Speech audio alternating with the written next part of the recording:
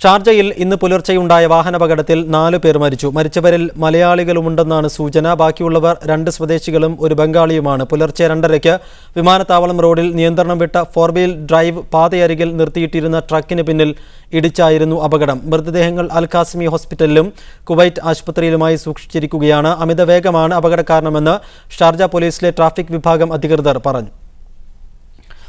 ഖത്തറിലെ Indian school വിദ്യാർത്ഥികൾക്കായി youth forum വിവിധ മത്സരങ്ങൾ സംഘടിപ്പിക്കുന്നു. നവംബർ 7-ന് നടക്കുന്ന ഇന്റർ സ്കൂൾ മത്സരങ്ങളിൽ പങ്കെടുക്കാൻ താൽപ്പര്യമുള്ള വിദ്യാർത്ഥികൾ അതത് സ്കൂളുകൾ മുഖേന പേര് രജിസ്റ്റർ ചെയ്യണമെന്ന് യൂത്ത് ഫോറം ഭാരവാഹികൾ അറിയിച്ചു. വിവിധ സ്കൂളുകളിൽ നിന്നായി 500ഓളം വിദ്യാർത്ഥികളാണ് മത്സരത്തിൽ പങ്കെടുക്കുക. ബഹ്റൈനിൽ കണ്ണൂർ സ്വദേശി ഹൃദയാഘാതം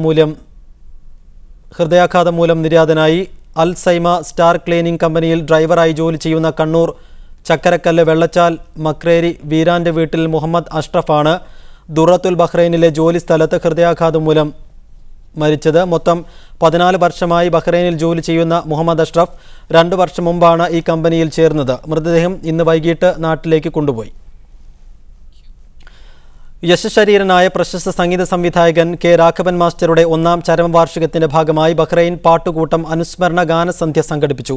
നീലക്കുയിലിന്റെ പാട്ട് എന്ന പേരിലായിരുന്നു സംഗീത പരിപാടി. രാഘവൻ മാസ്റ്ററുടെ സ്മരണയ്ക്ക് മുമ്പിൽ സംഗീതം കൊണ്ട് സ്മരണാഞ്ജലിയൊരുക്കി ബഹ്റൈനിൽ പാട്ടുകൂട്ടം സംഘടിപ്പിച്ച ഗാനസന്ധ്യ ശ്രദ്ധേയമായി. രാഘവൻ മാസ്റ്ററെ ആദരിക്കുകയും അനുസ്മരിക്കുകയും ചെയ്യേണ്ടത് ഓരോ മലയാളിയുടെയും ബാധ്യതയാണെന്ന് അനുസ്മരണ പ്രഭാഷണം നടത്തിയ ഗായകൻ വി.ടി. മുരളി പറഞ്ഞു. കാലങ്ങൾക്കിപ്പുറത്തും രാഘവൻ മാസ്റ്ററുടെ ഓരോ പാട്ടുകളും ഭാഷയും അർത്ഥവും അറിയാത്ത സാധാരണക്കാരുടെ മനസ്സിലും ചുണ്ടിലും മായാതെ നിലനിൽക്കുന്നുണ്ട്. വിചാരങ്ങൾക്കും വികാരങ്ങൾക്കും അനുസൃതമായി ആലാപനത്തിൽ വ്യത്യസ്തത പുലർത്താനും അദ്ദേഹത്തിന് കഴിഞ്ഞതായി വി.ടി. മുരളി കൂട്ടിച്ചേർത്തു. ഗാനങ്ങൾ പാടുന്നതോടൊപ്പം അദ്ദേഹത്തിന്റെ സംഗീത സപര്യയെയും പരിചയപ്പെടുത്തിയായിരുന്നു വി.ടി. മുരളി നയിച്ച ഗാനസന്ധ്യ.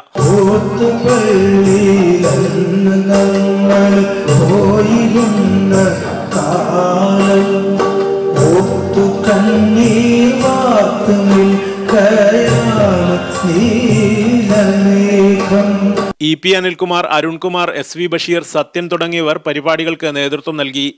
Siraj Pallikkara, media 1, Bahrain. വാർത്തകൾ തുടരുന്നു. ഖത്തറിൽ നടന്ന നാഷണൽ റോബോട്ട് ഒളിമ്പ്യാഡ് സാങ്കേതിക വിദ്യയുടെ നൂതനാശയങ്ങളാൽ സമ്പന്നമായി. പങ്കെടുത്തവരിൽ ഏറെയും വിദ്യാർത്ഥികളായിരുന്നു എന്നതായിരുന്നു മറ്റൊരു സവിശേഷത. മനസ്സിലെ റോബോ സങ്കല്പങ്ങൾക്ക് ജീവൻ നൽകാൻ അവസരമൊരുക്കിയാണ് നാഷണൽ റോബോട്ട് ഒളിമ്പ്യാഡ് 2014 എന്ന് പേരിട്ട മത്സരം ശനിയാഴ്ച ഖത്തറിൽ സമാപിച്ചത്.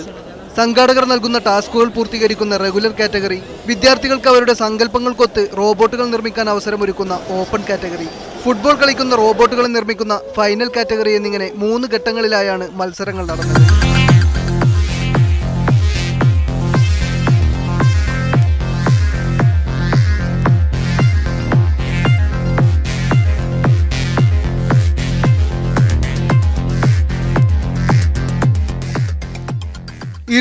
ടീമുകൾ അണിനിരുന്ന മത്സരത്തിൽ 2012 അപേക്ഷിച്ച് വിദ്യാർത്ഥികളുടെ കഴിവുകളിൽ വമ്പിച്ച മുന്നേറ്റം ദൃശ്യമാണെന്ന് വിധികർത്താക്കളിൽ ഒരാളായ അബ്ദുല്ല അൽ ഖാലിദി വ്യക്തമാക്കി.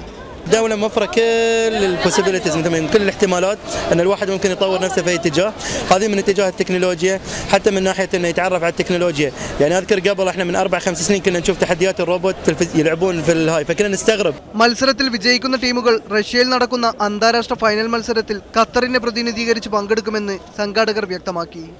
News desk, media 1.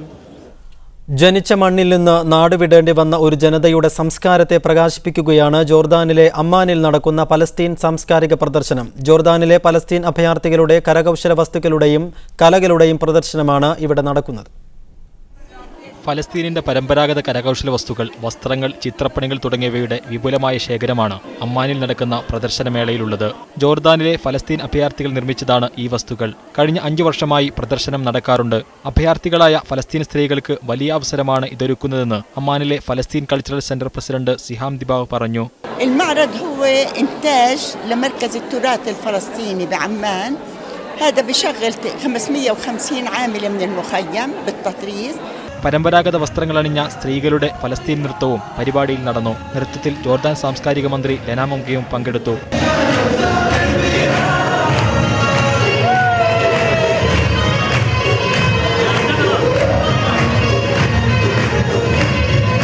ഈ പ്രദർശനമേള ഇസ്രായേലിനെതിരെയുള്ള ചെറുത്തുനിൽപ്പിന്റെ ഭാഗമാണെന്ന് മന്ത്രി പറഞ്ഞു. والقضية اللي يعني وصلت إلى حالة من الاضطراب واستهداف الاحتلال لكل رموز الثقافة الفلسطينية. مثل هذا المعرض هو فعل مقاومة.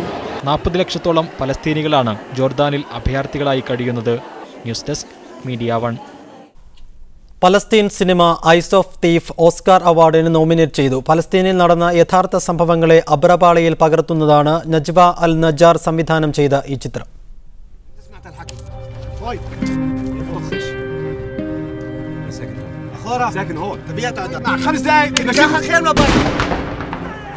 ഫലസ്തീനിലെ ജീവിതയാഥാർത്ഥ്യങ്ങളുടെ ദൃശ്യാനുഭവമാണ് ഐസ് ഓഫ് തീഫ്. ഈജിപ്ഷ്യൻ നടനായ ഖാലിദ് അബു അന്നജയാണ് പ്രധാന വേഷം ചെയ്യുന്നത്. 2000-ൽ ഫലസ്തീനിലെ 2ാം ഇന്തിഫാദയിൽ പോരാടിയ നായകനെ ഇസ്രായേൽ ജയിലിലടക്കുന്നു.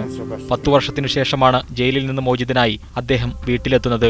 പ്രതീക്ഷയോടെ വീട്ടിലെത്തുന്ന അദ്ദേഹത്തെ വീട്ടിൽ കാത്തിരിക്കുന്നത് ഞെട്ടിക്കുന്നൊരു യാഥാർത്ഥ്യമായിരുന്നു. തന്റെ പ്രിയ പത്നി മരിച്ചുപോയിരിക്കുന്നു. തന്റെ ഏകമകളെ കാണാതായിരിക്കുന്നു.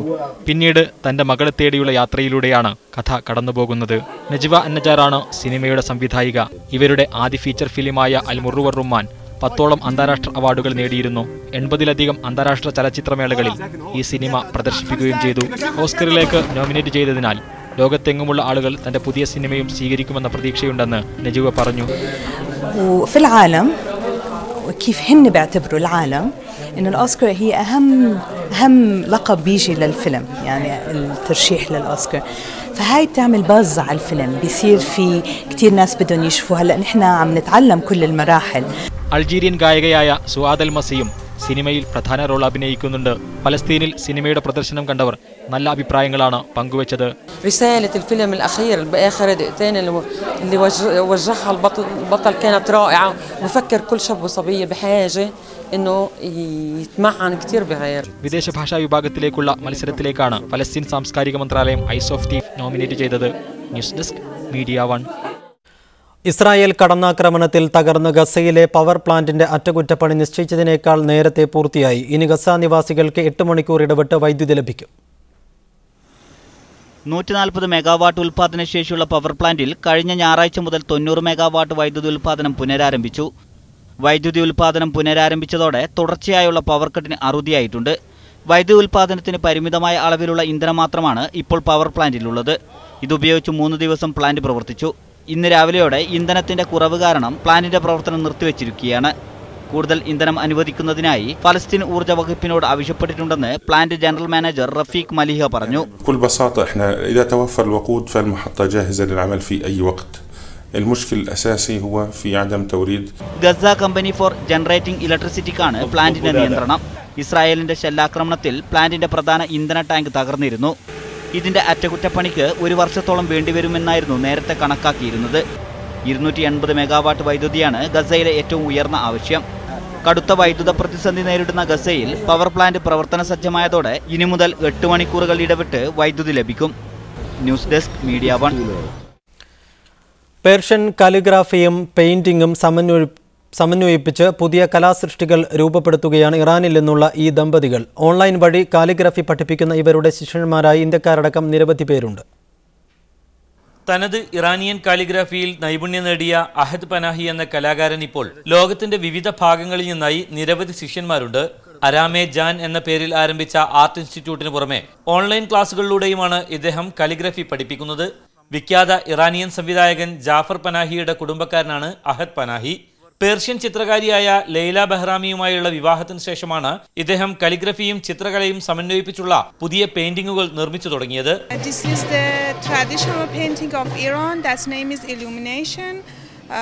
I worked it for 8 years. For the 12 years, and I teach this art to my students for 8 years. ആഗോള മാർക്കറ്റിൽ $2000 വരെ വില ലഭിക്കുന്ന സൃഷ്ടികളാണ് ഇവർ വരച്ചെടുക്കുന്നത്. വിവിധ വർണ്ണക്കൂട്ടുകൾക്കൊപ്പം സ്വർണ്ണലിപികളിലും ലൈല സൂക്ഷ്മമായി ചിത്രങ്ങൾ വരയ്ക്കും. തനത് പേർഷ്യൻ രീതിയിലുള്ള ഈ വരകളാണ് പനാഹിയുടെ കാലിഗ്രഫികൾക്ക് ഫ്രെയിമുകൾ തീർക്കുന്നത്. Around 100 students for calligraphy educated in our institute in Iran. 10ാമത് അൽ ജസീറ ഫിലിം ഫെസ്റ്റിവലിന്റെ ഭാഗമായി തങ്ങളുടെ ചിത്രങ്ങളുമായി ഖത്തറിലെത്തിയ ഇവർക്ക് സ്വദേശികളിൽ നിന്നും നല്ല പ്രതികരണമാണ് ലഭിച്ചത്. Mujeeb Rahman, media 1, Doha. മഹാവിസ്ഫോടന സിദ്ധാന്തവും പരിണാമ സിദ്ധാന്തവും യാഥാർത്ഥ്യമാണെന്ന് ഫ്രാൻസിസ് മാർപ്പാപ്പ. രണ്ട് സിദ്ധാന്തങ്ങളും പ്രപഞ്ച സൃഷ്ടാവിന്റെ അസ്തിത്വത്തെ ചോദ്യം ചെയ്യുന്നില്ലെന്നും മാർപ്പാപ്പ പറഞ്ഞു. പ്രകൃതിയുടെ വികസന സങ്കല്പം എന്ന വിഷയത്തിൽ പോണ്ടിഫിക്കൽ സയൻസ് അക്കാദമി സംഘടിപ്പിച്ച പരിപാടിയിൽ സംസാരിക്കുകയായിരുന്നു ഫ്രാൻസിസ് മാർപ്പാപ്പ. ഉൽപ്പത്തി പുസ്തകത്തിലെ ദൈവം ഒരു മാന്ത്രികനാണെന്ന പോലെയാണ് ഇക്കാലമത്രയും അവതരിപ്പിക്കപ്പെട്ടിരുന്നത്. ഇത് ശരിയല്ല. മാന്ത്രിക വടിയേന്തിയല്ല ദൈവം ഭൂമി സൃഷ്ടിച്ചതെന്ന് ഇനിയെങ്കിലും മനസ്സിലാക്കേണ്ടതുണ്ട്. മനുഷ്യനെ സൃഷ്ടിച്ച ദൈവം അവരെ ആന്തരിക നിയമങ്ങളനുസരിച്ച് പരിണമിക്കാൻ അനുവദിക്കുകയായിരുന്നുവെന്നും മഹാവിസ്ഫോടന സിദ്ധാന്തം ദൈവസങ്കല്പത്തിന് എതിരല്ലെന്നും മാർപ്പാപ്പ പറഞ്ഞു. L'inizio del mondo non è opera del caos che deve a un altro la sua origine, ma deriva direttamente da un principio supremo che crea per amore. പരിണാമ സിദ്ധാന്തവും ദൈവസങ്കല്പത്തെ എതിർക്കുന്നില്ല. Oggi si pone all'origine del mondo non contraddice l'intervento creatore divino, ma lo esige. L'evoluzione nella natura non contrasta con la nozione di creazione. ദൈവം തന്റെ സൃഷ്ടികൾക്ക് സ്വയംഭരണാവകാശം നൽകിയിരിക്കുന്നു. ഇന്ന് കാണുന്ന സ്ഥിതിയിലേക്കെത്താൻ ആയിരക്കണക്കിന് വർഷം മനുഷ്യർക്ക് എടുക്കേണ്ടി വന്നുവെന്നും മാർപ്പാപ്പ പറഞ്ഞു. News desk media 1. News 1 Middle East ഇവിടെ പൂർണ്ണമാവുന്നു. Good night and good bye.